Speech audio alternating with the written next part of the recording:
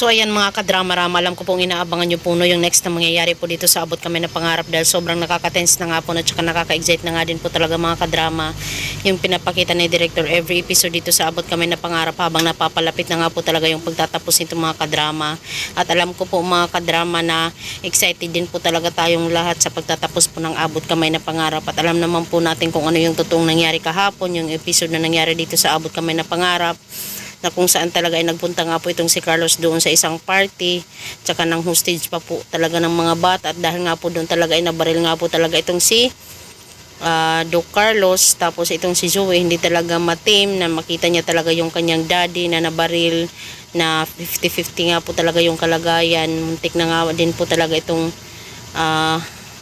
maubusan ng dugo, at dahil nga po talaga dito ay gusto talagang isave ni Zoe yung kanyang daddy na si Carlos, lalong-lalo na ngayon na nalaman na talaga ni RJ na hindi siya totoong anak, kaya talagang ipinaglaban na lang talaga ni Zoe yung kanyang daddy Carlos. At dahil nga po dito naka-live po, talagang nakita po yun ng mga tao doon sa stage, at saka itong ni RJ, at saka si RJ talaga ay nagsabi din talaga ng katotohanan dito kay Zoe.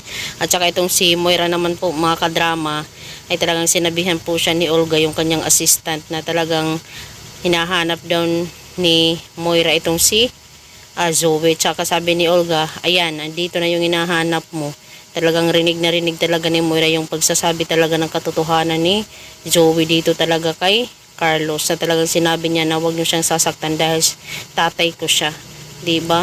Dahil nga po talaga dito ay nagalit nga po itong si Moira, kasi akala nga po niya hindi niya sasabihin yung katotohanan, hindi niya lubos akalain na sasabihin yung talaga ni Zoe sa halos sa buong mundo pa mga kadrama, dahil gusto nga po niyang iligtas yung kanyang tunay na daddy. Dahil nga po talaga dito mga kadrama ay galit na galit nga po talaga itong si Moira, na hindi niya alam kung anong gagawin niya dito kay Zoe, dahil sa sinabi na niya nga po yung katotohanan. Possible nga din po talaga si Carlos din talaga yung magsabi ng katotohanan about talaga sa pagkatao ni Moira din mga kadrama. At dahil nga po talaga dito ay nasasaktan nga po ni Moira itong si Zoe dahil sa kanyang mga maling desisyon na nagawa niya mga kadrama. So dahil nga po dito, imbis na i-comfort na lang sana ni Moira itong si Zoe, talagang pinagalitan pa po ito, dahil hindi talaga yun ang kanilang usapan. Talagang nasira nga po talaga ni Zoe yung mga plano talaga nila. So ngayon itong si Carlos ay mapupunta doon sa ospital. Possible na naman, sana nga po talaga ay makulong na itong si Carlos, pagbayaran niya na lang po talaga yung kanyang mga kasalanan, o yung director na naman gumawa naman ng paraan para makalalabas naman itong si Carlos, diba? Dahil andyan si Zoe, baka si Zoe na naman talaga yung gamitin na naman ni Carlos para makalabas siya, diba? Yung mga ganun ba. So yun lang po mga kadrama, abangan na lang po natin yung next na mangyayari po dito sa Abot Kami na Pangarap. Don't forget to please like, share, subscribe my channel para sa susunod na video is ma-update ko po kayo mga kadrama.